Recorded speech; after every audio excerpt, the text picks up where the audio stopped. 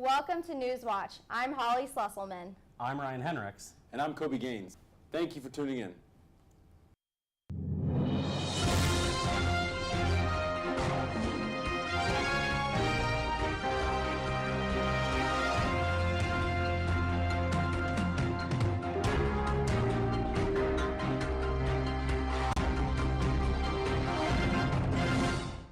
Welcome to Newswatch.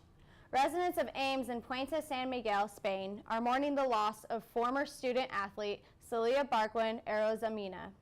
Arozamena was a Big 12 champion golfer and civil engineering student at Iowa State University. Her body was found yesterday morning at the Coldwater Links golf course. Authorities have arrested 22-year-old Colin Daniel Richards with charges of first-degree murder. A judge set bond at $5 million cash only. Students are encouraged to reach out to the many resources that ISU has, such as student counseling services and student assistance. We are deeply saddened by this unnecessary loss of life, and our thoughts and prayers go to the family and friends of Celia. A 14-year-old East High School student is in police custody after a school resource officer found a gun and knife in the student's book bag. The student claims they brought the weapons to school for protection from another student whom they'd had ongoing issues with. Since this student was confronted before the school day, classes were not canceled, but an email was sent to parents about the incident. The student has not been identified. Comedians Steve Martin and Martin Short are coming to Ames this Sunday, September 23rd. Their show will be loosely based on their Netflix show, Steve Martin and Martin Short, an evening you will never forget for the rest of your life. The show will be in Stevens Auditorium at 7:30 p.m. and tickets are on sale via the Stevens Auditorium box office or online at Ticketmaster.com. Iowa Governor Kim Renold's request to be added to the list of states in a lawsuit challenging the implementation of a clean water rule has been granted. The Clean Water Rule was an Obama administration-era rule that gives federal agencies the authority to regulate Iowa's rivers, lakes, and other bodies of water. Reynolds said, quote, "Iowa farmers and small business owners will not be burdened with this federal overreach," unquote. After the break, we'll have updates on our national and international news reports. Stay tuned. You're watching Newswatch. Cinderella found the pet that fits her perfectly. Tiana gave her pet the royal treatment. Belle found beauty where no one else did. And you can too. Share your heart. Share your love. Bring home your forever friend. Make a shelter pet part of your world. Happily Ever After begins at theshelterpetproject.org. Welcome back to Newswatch and thank you for joining us. China announced retaliatory tax increases on $60 billion worth of U.S. imports, including goods such as coffee, honey, and industrial chemicals. These increases are in response to President Trump announcing tariffs on $200 billion worth of Chinese goods. Those tariffs are set to begin next week and will start at 10% and then increase to 25% on January 1st. President Donald Trump used his executive power today to declassify secret documents in the Russia investigation. Experts say this decision may expose sensitive sources and violates privacy law protections. They also believe Trump has a clear conflict of interest by attempting to discredit an investigation in which he is a subject. Trump hopes that, quote, really bad things, unquote, are exposed at the FBI. Supreme Court nominee Brett Kavanaugh is denying a sexual misconduct allegation from nearly 36 years ago. Psychology professor from California, Christine Blasey Ford, claims that Kavanaugh sexually assaulted her at a high school party.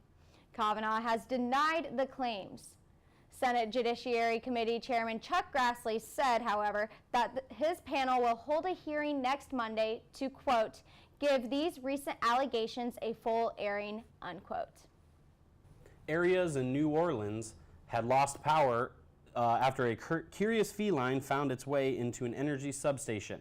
The incident happened shortly before 9 a.m. and left thousands of residents without power for a couple of hours. According to the power company Entergy, it is common for smaller animals such as squirrels to get into substations, but it's unusual for a cat to find its way into the high voltage equipment. Unfortunately, animals who come into contact with this equipment do not survive. Stay tuned after the break. We'll have Jacob Voss with our weather report. Okay, so we drowned the fire, stirred it, drowned it again, and now just feel if it's cold. Yeah. Cool.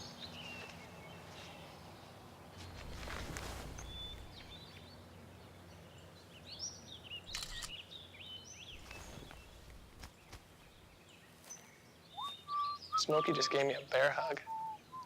I know. Already posted it.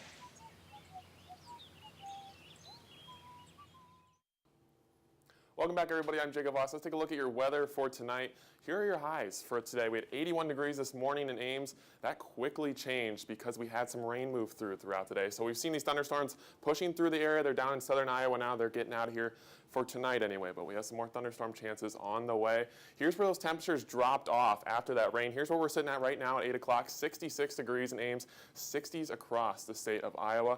As we go into tomorrow, it's going to be warming up. That front that went through this morning, that's down here in Missouri right now, and that's going to push right on back up to the north, kind of meander there for a couple days, and then finally bring us that cooler air by Friday. Let's take a look at the headlines. Hot and humid tomorrow and Thursday, storms throughout the day and the day on Thursday. Then finally, that fall air is going to be arriving for Friday and Saturday. It's going to be feeling absolutely gorgeous. Here's a look at your futurecast. First of all, tomorrow morning, as you're getting ready for class tomorrow morning, we are going to have some thunderstorms rolling through just to the north of Ames. A couple of those could clip our area. After that, we should just have scattered storms, mainly to the north of Ames. Up in northern Iowa, they could be dealing with some heavy rain throughout the day. But here in Ames, we'll just be dealing with cloudy conditions and a couple of isolated showers. Then once we get into Thursday, that round of rain is going to come right back on through, especially later on in the day as we continue into the evening hours when that cold front finally does push through for us. So here's a look at tonight. 63, that's going to be here about 11 o'clock tonight. And after that, those temperatures are just going to rise once again as we head towards the morning hours. Those thunderstorms and showers are going to be possible around sunrise, 7, 8 o'clock tomorrow morning. Then after that, we'll be a little bit calmer, and then some more storms late in the day. We're talking 7, 8 o'clock tomorrow night. That's when those thunderstorms are going to begin to roll back through. 84, very humid tomorrow. Humid on Thursday as well. Once that cold front pushes through, 68 degrees. That is going to feel beautiful by Friday. 70 degrees for the football game on Saturday, looking absolutely gorgeous. Staying cool in the 70s as we go into next week. Rain chances move in for Monday and Tuesday. It's looking like later on to next week, we're going to have 60s in the forecast for the rest of the week. That's all we got for the weather for now. Kobe's back with sports in just a few minutes.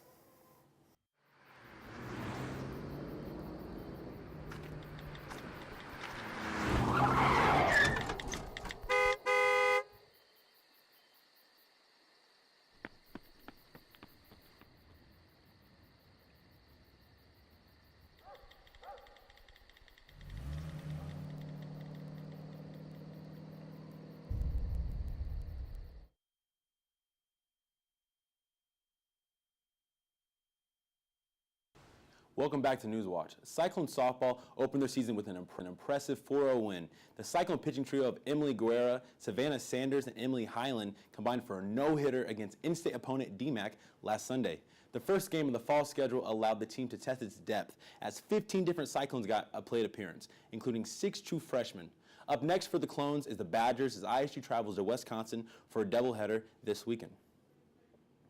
Iowa State volleyball travels to Morgantown, West Virginia to take on the Mountaineers this Wednesday. The Cyclones are coming off a 2-game losing streak against University of Iowa and the University of Syracuse in the Cyclone Classic last week. Iowa State has won all 12 meetings between the two teams since West Virginia has joined the Big 12 in 2012. Good luck, ladies. There were some thrilling matchups in the group stages of the Champions League today. Lionel Messi scored a hat trick for FC Barcelona as they beat PSV 4-0. Inter Milan had a second-half comeback against Tottenham Hotspurs, winning 2-1. Then it was the luck of the substitutes as Roberto Firmino scores for Liverpool at the 92nd minute to win 3-2 over favorites PSG. And from the USA national men's team, Christian Pulisic celebrates his birthday with a winning goal over Club Brugge. The Iowa State women's golf team has withdrawn from competition at the East and West match play in Ann Arbor, Michigan. The Cyclones won their semifinal match of the championship bracket yesterday with a 3-2 victory over Oregon State and were scheduled to face UC Davis in the finals today, but the team has returned to Ames to be with friends and family to grieve the loss of the former teammate Celia Barquin Arozamena. The Iowa State football team looks to get their first win of the season this Saturday as the team matches up against the University of Akron. The Cyclones are determined to get a win after two tough matchups against the University of Iowa and the University of Oklahoma in prior weeks. The theme for the football game is yellow in remembrance for Arozamena. Yellow was her favorite color, so pack the jack and wear yellow. Stay tuned. After these messages, you're watching Newswatch. You know what, guys? There's a lot of tree branches and dry brush over here. We should probably move the bonfire over there.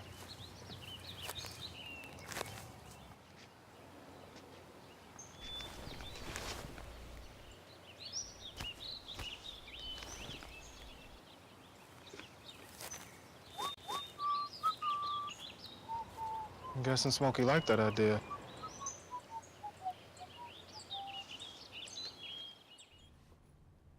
Welcome back. So you may have noticed that we have changed our name. Due to new guidelines given to the clubs from Iowa State University, we had to change our name from ISU TV. Starting this year, we will be known as Greenlee School TV, or GSTV for short. Kuwait police have reportedly shut down a fish shop for sticking googly eyes on old fish to make them appear fresher than they truly are. According to police, after a short investigation, one of the owners confessed, admitting they were behind the deception. There have also been no statement from the business. A man is accused of rubbing his bare behind on produce at a grocery store in Washington, D.C. 27-year-old Michael Dwayne Johnson pulled down his pants and began rubbing produce on his bare behind and placing it back on the display. It's unclear what kind of produce was used, but employees had to destroy several pallets of it. Johnson was charged with destruction of property and indecent exposure.